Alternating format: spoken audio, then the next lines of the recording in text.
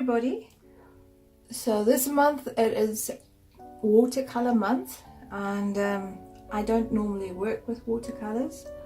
I haven't tried it, I think, since school last, so that's many years ago.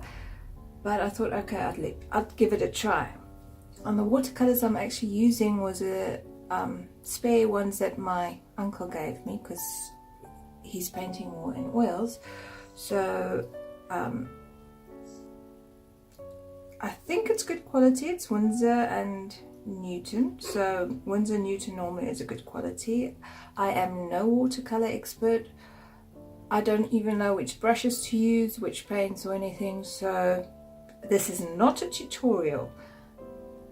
And I was wondering what I was going to paint, and I just went with my basic sorry. I just went with my basic go-to picture that's the easiest, which is a sailboat, an ocean. So let's see what happens. Today I'm working with well, basically I squeezed out a few colors. As you can see, I think I may have squeezed out too much. Like I said, I do not know watercolor, but I've got Payne's Grey, Indigo, Lemon Yellow, Brilliant Red, which is Reeves, Cadmium Yellow U, Rose Madder, Turquoise, and Gamboge U. Got no clue what that is, but yeah, let's see what happens. I've got a test paper here. As I've said, it's been about 20 years since I've used watercolor. I just grabbed a selection of brushes.